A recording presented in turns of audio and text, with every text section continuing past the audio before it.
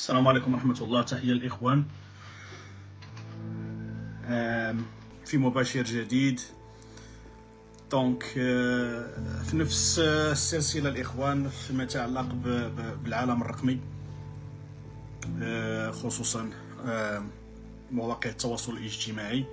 دونك غادي نبداو على بركة الله. اليوم إن شاء الله غادي نهضروا على المسألة ديال غرف عمليات رقمية. واش فعلا هناك ما يسمى بغرف عمليات رقمية، أو بالأحرى محاولة ديال الشرح ديال كيفاش كتخدم الماكينة ديال التأثير في المغرب، وباش نحاولوا نشرحوا هذه المسألة هذه ونبسطوها غادي ناخذوها من المنظور ديال غرف عمليات رقمية. دونك بالنسبة للافتتاحية ديال هذه المباشرة الإخوان، فكيف ما قلنا واش فعلا كاين شي حاجة سميتها غرف عمليات رقمية، أو لا هي مسألة كتدخل في نطاق مؤامرة أو نظرية المؤامرة.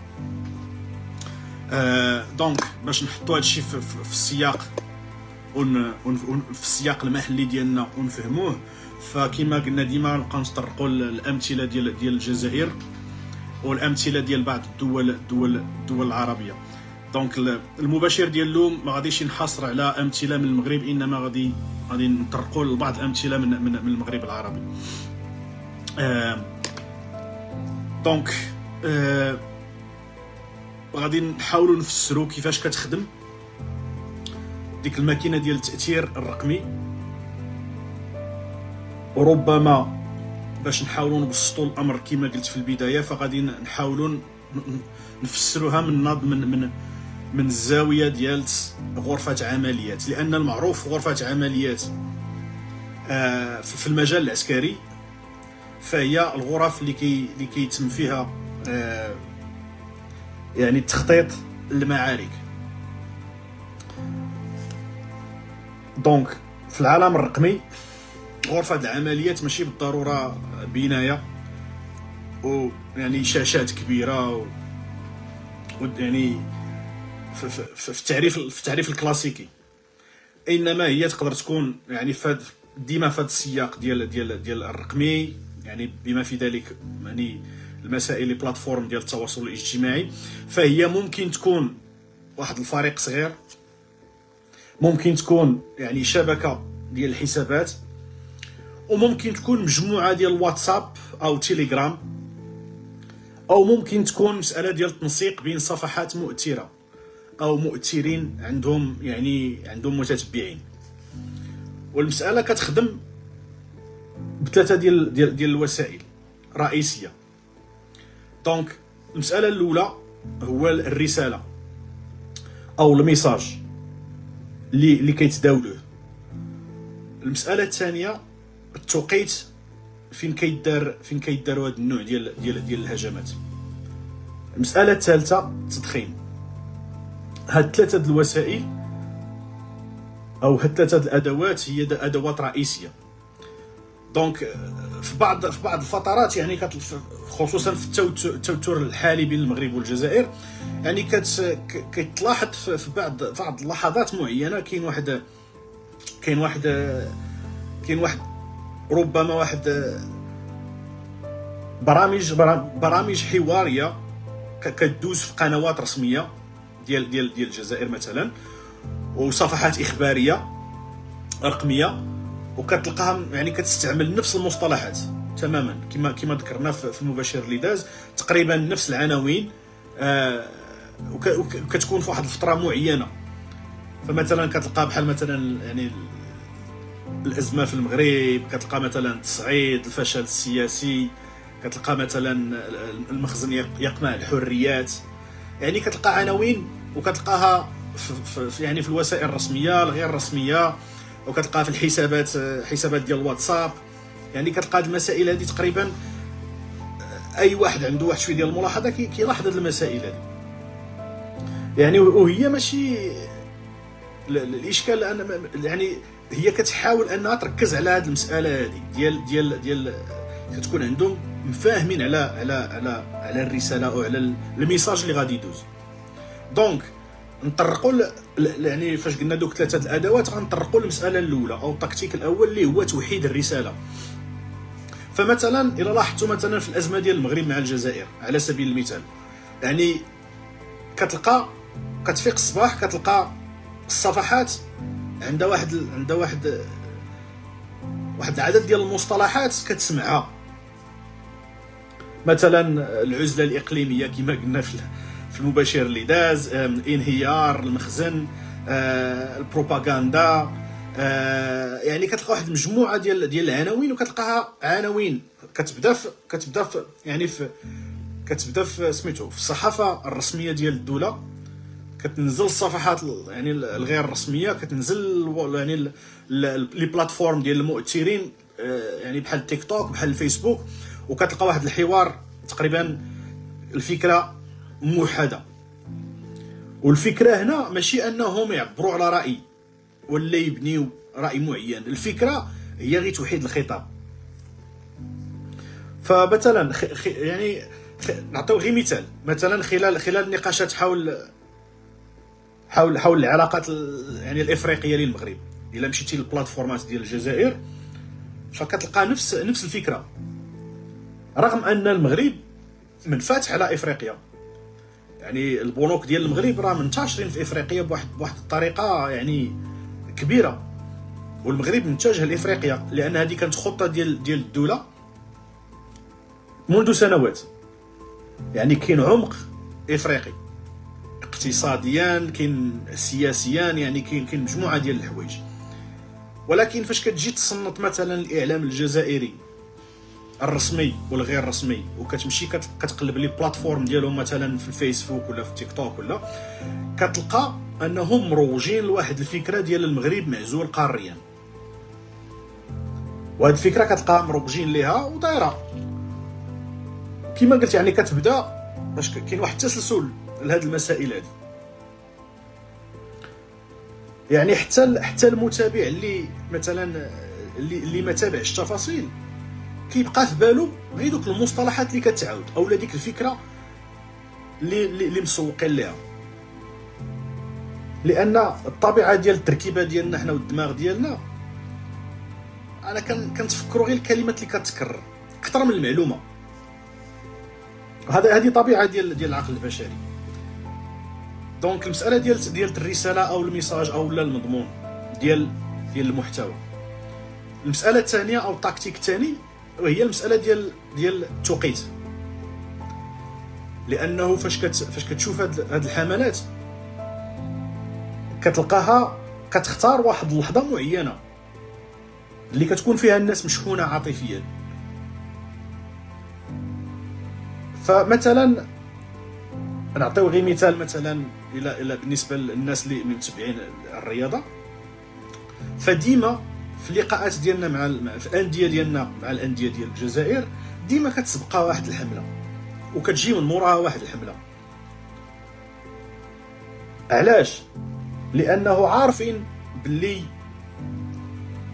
يعني كشعب واخا ما تكونش عندك مع الكره نهائيا، المساله ديال فريق وطني او يعني نادي وطني لاعب مع نادي جزائري فكتشحن عاطفيا واخا كاع ما تكونش عندك مع الكره، لان هاد الباكاج كامل اللي هاز بسبب الاشكال اللي كاين بيننا وبين الجزائر، فكتكون مشحون عاطفيا، كتكون مشحون. دونك كتطلع ديك الموجه وكيختاروا هذاك التوقيت بالضبط، لان هذاك التوقيت كما شرحنا في فيديوهات اللي دازوا، فانهم تيتيريوك، كيجندوك بواحد الطريقه غير مباشره، كتولي كتفاعل مع الصفحات ديالهم، وراه شرحنا هذا الشيء مزيان في الفيديوهات اللي دازوا. دونك كتطلع ديك الموجه ديال اغلبيه كتلقى لي بلاتفورم لا في لي ستوديوهات ديال القنوات الرسميه، لا في تيك توك، لا في فيسبوك، لا كتلقى فيديوهات تحليليه بواحد الطريقه يعني فيها بزاف ديال السخريه.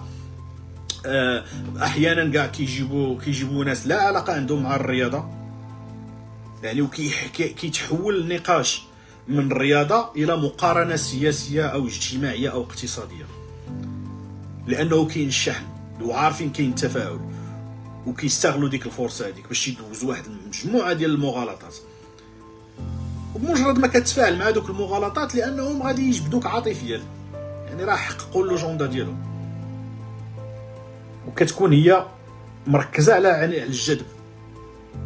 النقاش الرياضي كيتحول لنقاش سياسي، واحيانا كيجيبوا يعني هواة اللي كيتناقشوا في مساله ديال الرياضه وكيناقشوا، لان ما محتاجينش هما يجيبوا انسان يعني متخصص في الرياضه او في السياسه، لان الغرض ديالهم ماشي انهم يعطيو واحد المعلومه صحيحه، الغرض ديالهم هما يستفزوك.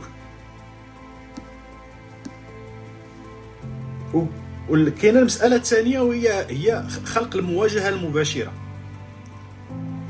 غادي نحاول نشرح هذه النقطه هذه، وهذه المساله هذه لاحظناها مؤخرا في السنوات الاخيره، لان النقاش او الاشكال اللي بين الدوله الجزائريه والدوله المغربيه تحول من نقاش او اشكال سياسي على مستوى الحكومات الى مواجهه بين الشعوب. وكتلقى فيديوهات فيها ردود الافعال بين المواطنين، كتلقى مقارنات، كتلقى نقاشات، كتلقى عناوين يعني كتجذب، عناوين مثيره. وفي اليوتيوب خصوصا كتلقى واحد يعني سلسله ديال الفيديوهات ديال مجموعه ديال الصفحات، وكتلقى مثلا، والاشكاليه دابا ما بقاتش غير بين المغرب والجزائر، الاشكاليه تعدات المغرب والجزائر، لان دابا ولات صفحات عربيه ولاو اشخاص يعني من المنطقه العربيه يعني استغلوا هذه المساله هذه. واخر ما كان هو داك السعودي على سبيل المثال، خالد العريان اعتذر، يعني هادشي كيأكد كاع هادشي اللي هضرنا فيه من بعد، لان هاد الشخص هذا فهم اللعبه كيفاش كتلعب، عرف باللي راه المغرب غادي يهزو، يعني غادي يطلع ديك الصفحه غيوصلها ما عارفين، ولعب على ديك النقطه هذيك وجا واستغل الظروف، ومن بعد باش يزيد يتيري واحد النوع اخر ديال مشى للجزائر في مساله استفزازيه. راه الا كتبع تفاعلات الصفحه ديالو وكتحلل واحد شويه، راه غير في ديك لا بيريود فاش كان دار هذيك المساله هذيك، لاننا كنتعاملوا بالعاطفه، والموضوع ديالو طرق ليه العديد ديال المؤثرين المغاربه، وهذا في حد ذاته خطا، لانه كما قلت الخوارزميات كترجع ديما للاصل، وكيخدموا فيديوهات ديالو اسماء احيانا غير ذكر الاسم، فهذا كيعطيها فونتاج، والخوارزميات كتخدم، وهذا خطا كبير كيطيحوا فيه ناس اللي المحتوى ديالهم الدفاع عن المغرب في وسائل التواصل الاجتماعي، وكيطيحوا في هذا المشكل هذا. وهذا السيد هذا ما عندوش هذا غرض ديالو اشنو هو الصفحه ديالو، هو يوصل لواحد العدد معين، يزيد يعني يكبر لي بلاتفورم ديالو، لا غير. وفهم اللعبه كيفاش يلعبها. دونك باش ما نجروش بزاف، غير هضرنا غير على مثال على مستوى يعني دول اخرين او اشخاص اخرين من دول عربيه.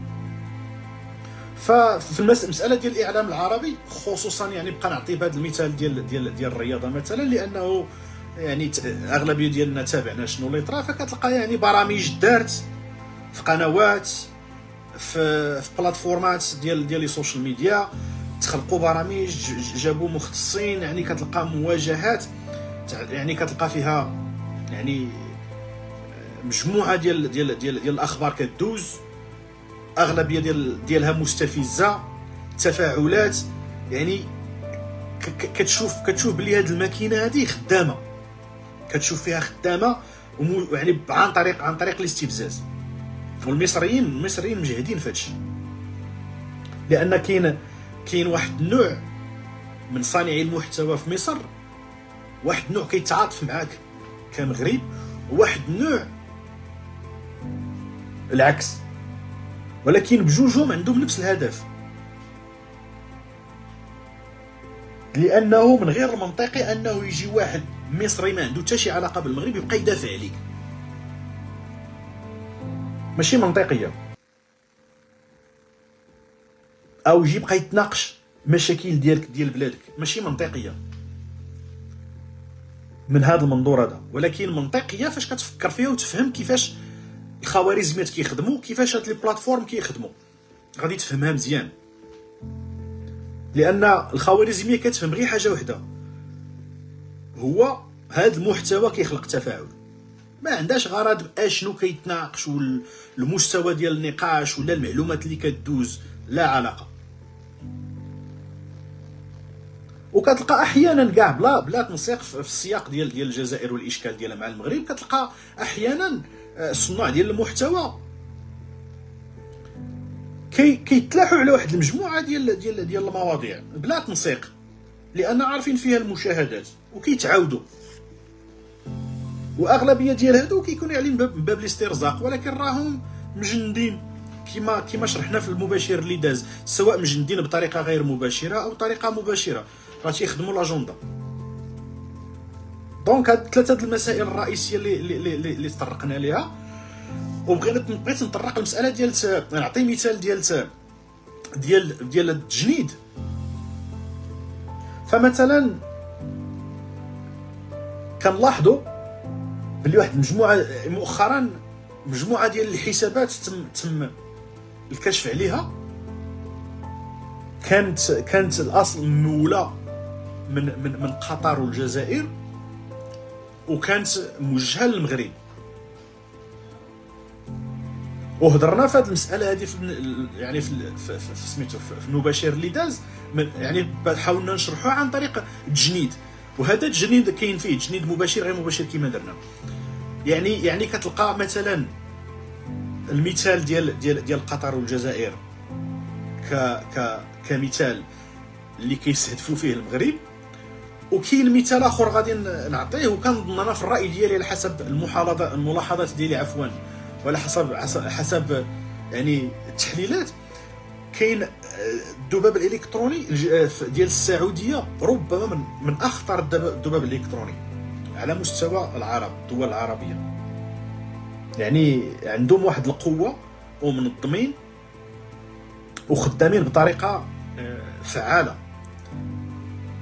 وفي نطاق هذا الذباب الالكتروني والحرب الرقميه، الحرب ديال السوشيال ميديا والتجنيد المباشر وغير المباشر، رغم ان الجزائر مستثمره في هذه المسائل هذه، وربما عندها يد العليا بالمقارنه مع المغرب في هذه المساله هذه بالضبط، الا ان السعوديه على رغم بعض الاشكالات اللي كاينين بين السعوديه والجزائر، تمكنوا انهم يجندوا، وتمكن الذباب الالكتروني ديالهم يخلق مشكل بين الجزائر والامارات. وكاينين تقارير خارجين في هذا السياق هذا باش نوضح لكم القوه ديال هذه الحرب الرقميه والحرب ديال السوشيال ميديا. لان المصالح اللي كانت عند الجزائر مع الامارات راه بالملايين او بالمليارات. دونك باش تمكن واحد الدوله اللي عندها اصلا حساسيه مع الجزائر انها تجندها وتخرجها من واحد السياق اللي كانت غاده فيه باش تولي الات، لان كنعرفوا الاشكال اللي كاين بين السعوديه والامارات. شوف يعني حرب تخلقات في شمال افريقيا، وهذا غير مثال باش نحاولوا نشرحوا هذه المساله هذه ديال غرفه العمليات. هي مصطلح ربما ماشي بالضروره مصطلح كاين يعني في العالم الرقمي، ولكن الا درنا الاسقاط من غرفه العمليات بالمعنى الكلاسيكي ديالها في الميدان ديال العسكري، فتقريبا راه نفس، غير هما عندهم ادوات مختلفين. دونك الفكره ديال غرفه عمليات هي التنظيم ديال هذه المسائل هذه. يعني كنشوفوا مدى القوه والفاعليه ديال هذه الحرب هذه بدون ما يحركوا حتى شي سلاح، بدون ما يعني تخلق مشكل كبير. كما قلت راه يعني المشاريع الامارات في الجزائر راه كبيره، وما كانش عندهم مشكل نهائيا حتى تم اختراق الجزائر بطرق غير مباشره. نفس الشيء كان دارته قطر معنا، لانه المثال القطري في الظاهر ديالو تيبان تماما سي بن ناصر هي ايديولوجيه جديده، هي ماشي جديده، هي راه سنوات وكاينه، ولكن يلاه تتبان. والمواطن العادي صعيب باش يفهم هذه المسائل هذه، لان هذه المسائل اللي ما كيطرقوش ليها الناس بزاف. وحتى على المستوى ديال المستوى ديال التعليم بالتركيبه ديالو ما كيسمحش لينا يعني نكونوا منفتحين على هذه المسائل هذه من واحد العمر صغير. وهنا خطا كبير، خصوصا في المغرب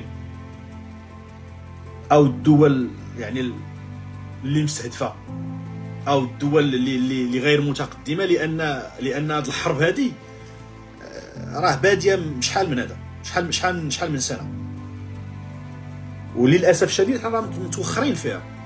على الاقل التوعيه، يعني التوعيه ديال الشباب، لان مثلا المثال ديال ايران يعني دخلوا ليها يعني من العالم الرقمي قبل ما يدخلوا ليها بالقوه، وتم تمهيد لكل شيء، لدرجه انه تم تجنيد الناس من الداخل. يعني واحد النظام اللي كان مغلوق، ولكن بفضل العالم الرقمي تمكنوا انهم يتغلوا. يعني وشحال من سنه هما كيتضاربوا باش يدخلوا لايران، ونفذوا عمليات دقيقه جدا.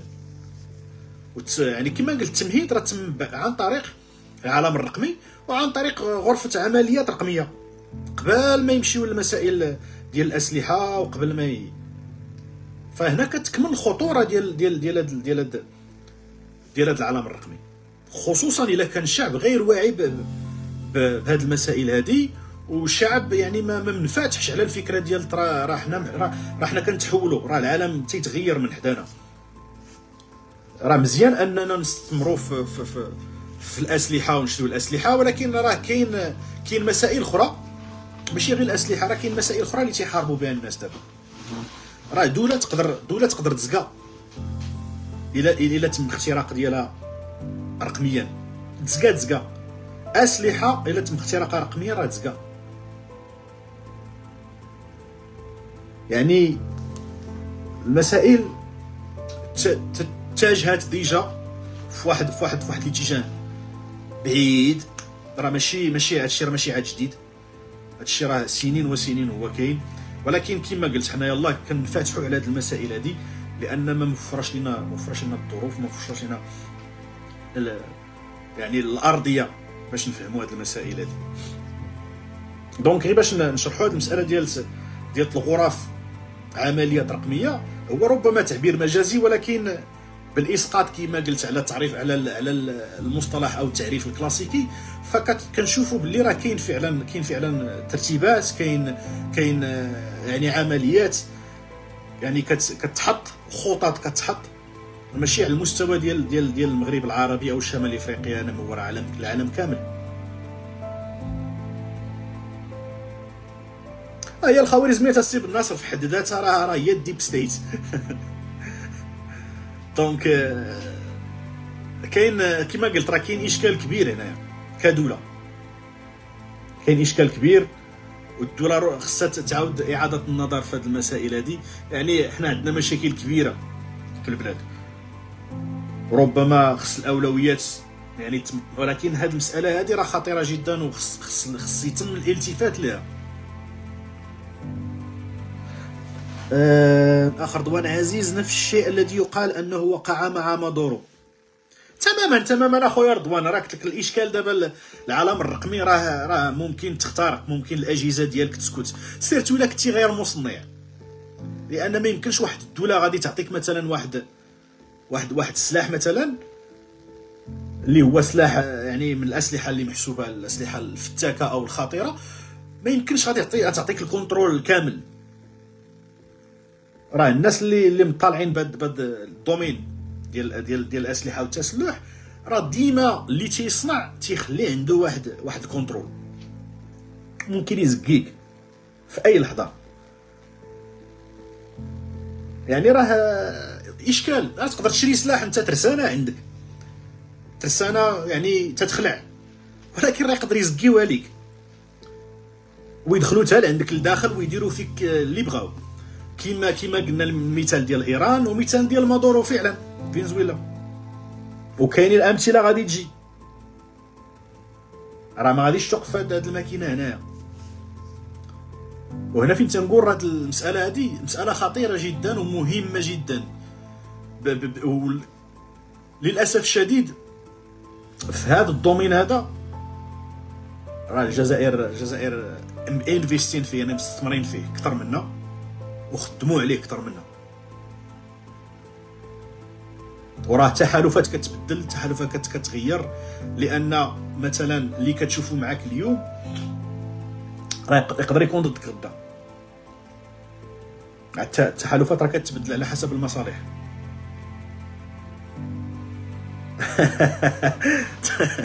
تبارك الله على سي رضوان، تماما المكسب ديال الناس عريان. راه هي هذه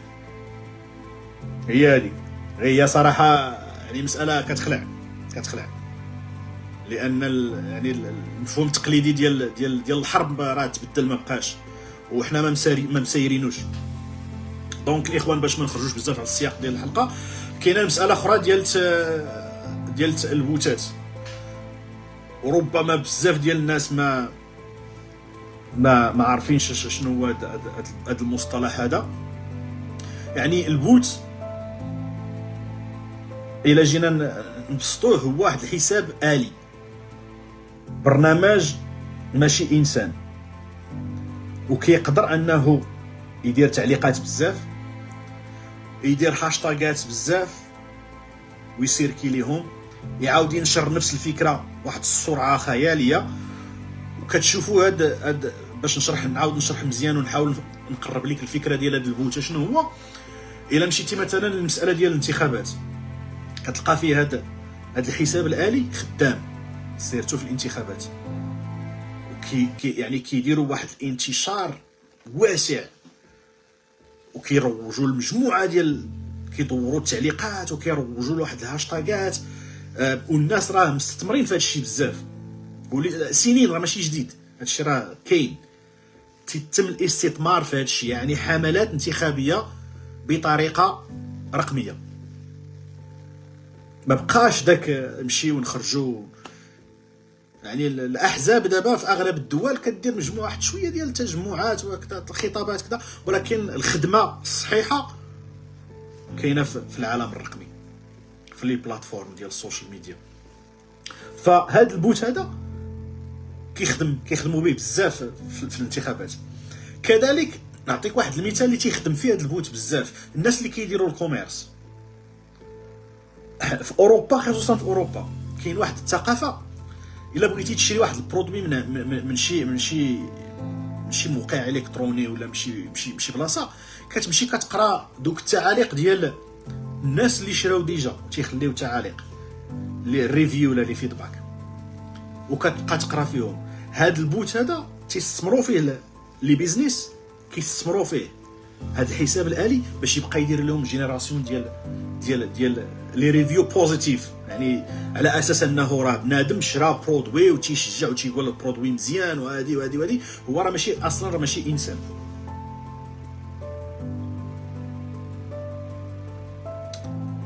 وهذا الشيء راه خدامين به دول في مواقع التواصل الاجتماعي في هذه الحرب الرقميه، في اطار هذا جزء من هذا غرف العمليات اللي كيتم فيهم يعني حط الخطط لهذه المسائل هذه. وكما قال الاخ بن ناصر، هذا الشيء داخل في ايديولوجيات جديده دابا، ومفاهيم جديده، واليات حرب جديده. يعني كتلقى هاشتاغات كيطلعوا بواحد الطريقه خياليه، وكتلقى مجموعه ديال التعاليق كتعاود. ولكن فاش كتدخل لبعض الحسابات اش كتلقى؟ الا جيتي تقلب واحد شويه من مورا داك الحساب، كتلقاها عندها اسماء عشوائيه، كتلقى واحد الصوره عامه، يعني ما كايناش ديك يعني ما كايناش ديك اللمسه الشخصيه، لا في الحساب، لا في التعاليق، لا في التصاور، لا. وكتلقى منشورات داخل الحساب بحد ذاته قليله جدا، كتلقى تقريبا نفس التعليق كيتكرر، اولا نفس المنشور كيتكرر. وهذا النوع ديال الانشطه رصداتو بزاف ديال التقارير دوليه في عده مناطق في العالم، خصوصا في ديك الموجه ديال جينيراسيون زد. راه طرا لا خير دوان ماشي الذباب الالكتروني. الذباب الالكتروني راه يقدر يكون انسان تيروج لداك الشيء، اما البوت ماشي شخص كاع نهائيا، غير آلة. يقدر يكون حتى هو ذباب الكتروني، ولكن الذباب الالكتروني داخل فيه ماشي غير البوت، راه داخل فيه حتى البشر اللي داخل كجزء من ديك الحرب. والهدف ديال البوت هذه، الهدف ديالها شنو هو تيخلق واحد الاحساس باللي راه الراي العام متفق على واحد الفكره معينه.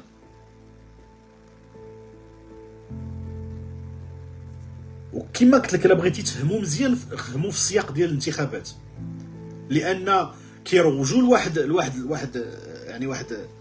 لواحد السياسي معين، وكتروج لدرجه انك تتشوف كيفاش كيمشيو كيديروا ديك الاستطلاعات الاوليه، كتلقى النسبه طالعه عند واحد السياسي معين.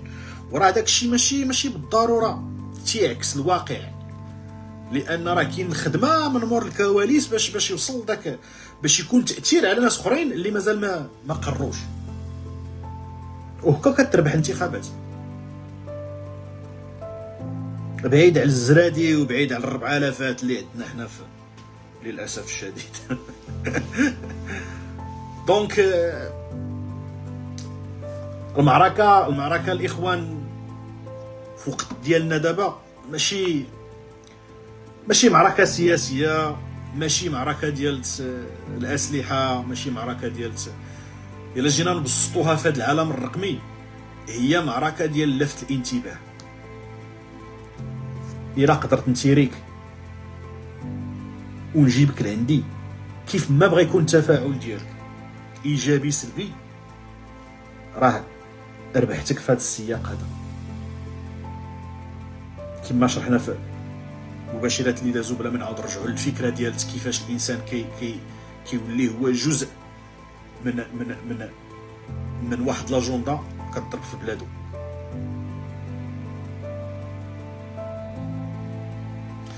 الاخ مهدي، مرحبا بسيدي ياسين. داكشي بان نهار فرجات جوجل على مصادر بعض الحسابات. كان سميتو ايلون ماسك. كان اعتقد انك كتهضر على ايلون ماسك اخاي مهدي. تماما، ذكرناها من قبل في السياق ديال المثال اللي عطينا ديال قطر، وهذا داخل في مساله ديال التجنيد اللي كنا تناقشناها في المباشر اللي داز.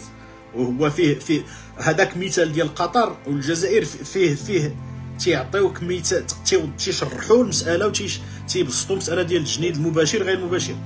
لان كاين المباشر لانه داخلين فيه حسابات محسوبه على الدوله، غير مباشر جندوا ناس اخرين بلا ما يحسوا دوك الناس بلي راه تم التجنيد ديالهم، او صفحات، او حتى من الاعلام الرسمي ديالهم. يعني خرج من المساله ديال الغطاء اللي كان مغطي تحت منه، وداك التجنيد غير مباشر للمباشر، خصوصا القناه ديال الجزيره. وباش نعطيو هذا المثال ديال يعني الصداع والغوات والنقاشات يعني فيها بزاف ديال الاراء المتضاربه كتجبد المستمع. الجزيره منين بدات انجح برنامج، ولا من انجح البرامج اللي جابوا المشاهدين للجزيره هو الاتجاه المعاكس. علاش؟ لحقاش كان تيجيب مواضيع ساخنه، كان تيجيب ناس ديما مغاوتين. يعني كانت كاع ديك التركيبه اللي هضرنا عليها اللي كتخلي الخوارزميات تدفع واحد المؤثر، ولا تدفع واحد الصفحه توصلها للفوق وتزيد يعني تربحها وتزيد تروج الفكره ديالها. راه هذا المثال الكلاسيكي هو اللي كان في الجزيره قبل ما تكون وصل هاد المسائل ديال العالم الرقمي يعني متطوره لهاد الدرجه ديال دابا. ولكن مثال مبسط من الصحافه الكلاسيكيه هو داك الاتجاه المعاكس. راه نفس الاسقاط، غير هو في العالم الرقمي.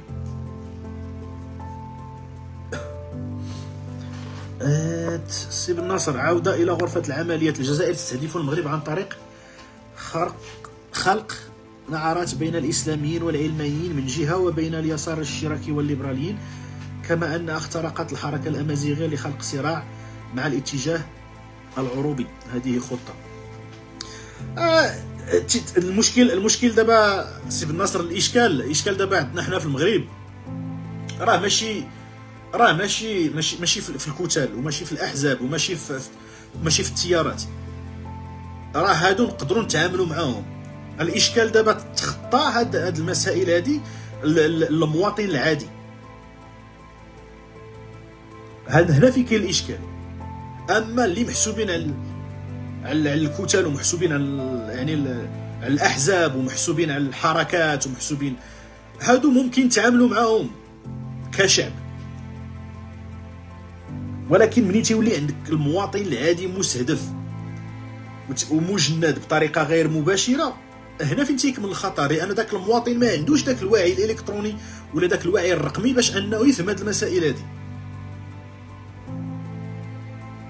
هنا فين كاين الخطر الكبير من المنظور ديالي. سيدي رضوان، معركه رقميه ومعركه الحضور الاعلامي تماما. كما عطينا مثال في ربما في المباشر الاولى والثاني، عطينا مثال ديال كاس افريقيا.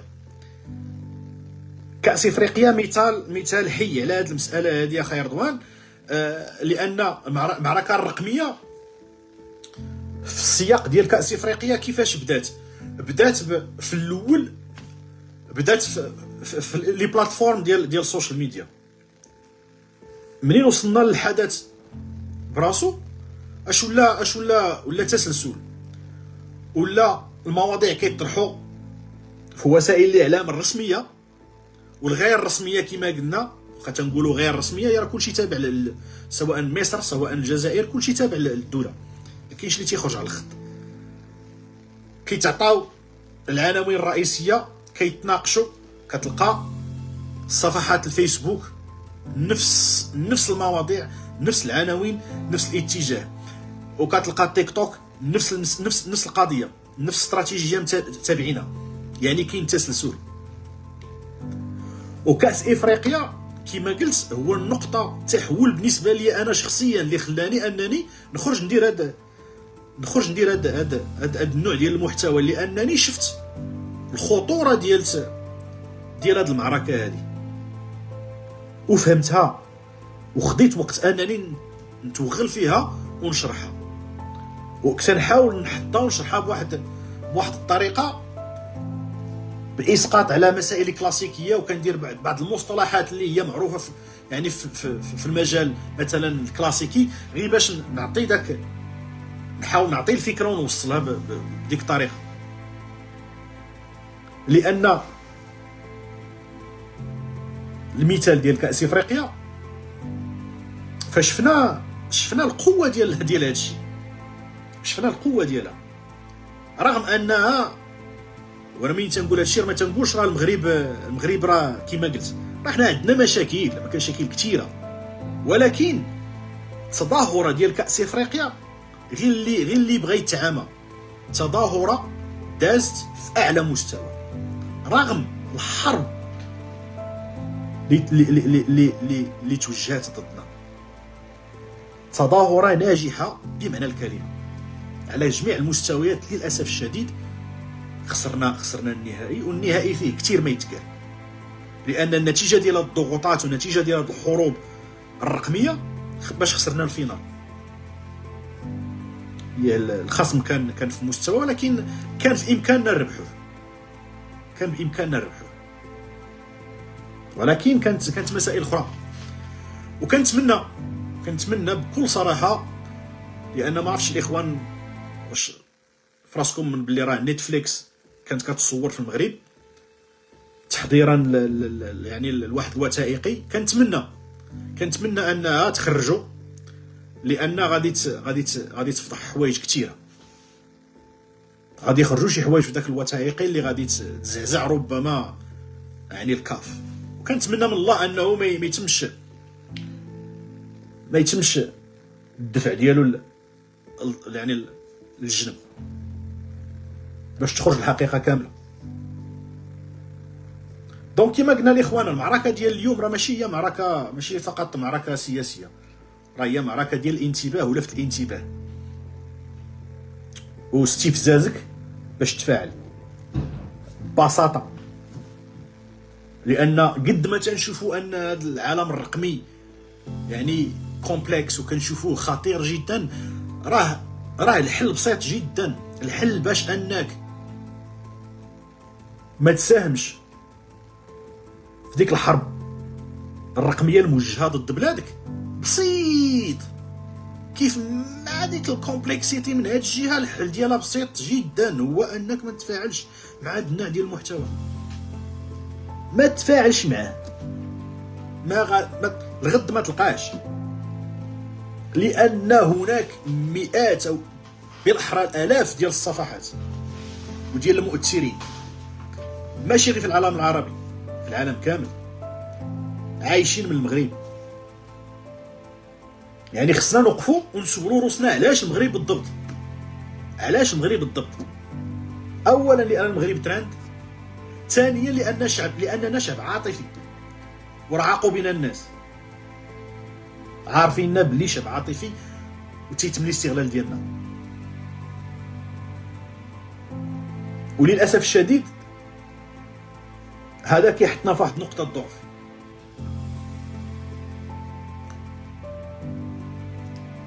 لان الا جينا نقارنوا بيننا حنا كدوله مثلا مع الجزائر، حنا راه بجوج دول كنعانيو، ولكن الا جينا نقارنوا بين الدولتين النواور عندنا بكل صراحه. مصر نفس الشيء، وهاد جوج دول اللي كنقارنوا روسنا معاهم راه عندهم موارد طبيعيه، عندهم موارد بشريه، عندهم اراضي شاسعه. مع ذلك احنا راه الحمد لله كما قلت، انا مصر شفت بعيني، ماشي غير شي واحد يكتب عليا. الجزائر ما عمري دخلت ليها، ولكن السوشيال ميديا دابا راه الرقعه كلها قد هكا كنشوفوها، الواقع تيبان. ولكن الاشكال فين؟ الا جيتي دير واحد التحليل نفسي بين مواطن جزائري او مصري مع مواطن مغربي، مصري والجزائري رغم المعاناه اللي كيعانيوها في بلادهم تيتحدوا بيناتهم على واحد اخر، ولا في نقاشات مع وحدين اخرين راه تتلقاه تيدافع على بلادو على اساس هي احسن بلاد في العالم، وما كينجارش في دوك. راه كتلقاه حارق في فرنسا هارب من لا ميزيريا وتيبكي تيقول لهم ما تردونيش، وفي الاخر تيقول لك تحيه الجزائر، تحيه عمي تبون. فهمت هبل. ولكن راه مزروعه هذيك الفكره، مزروعه فيهم من الصغر وهي خدامه،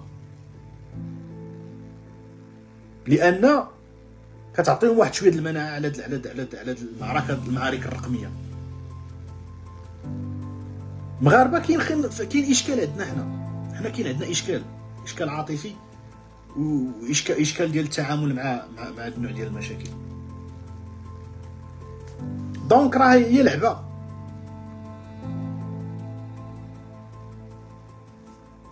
وكل جهه اعلاميه او رقميه او صفحه ديال الفيسبوك او كيما بغات تكون راه كتلعب على ثلاثه الحوايج.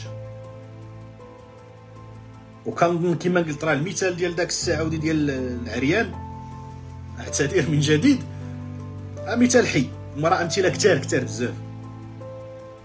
فهاد الجهات هادو سواء كانت محسوبه على دول معينه او كانت لاشخاص او كما بغات تكون، كتلعب على الانتباه ديالك، التفاعل ديالك والوقت ديالك، ثلاثه د الحوايج.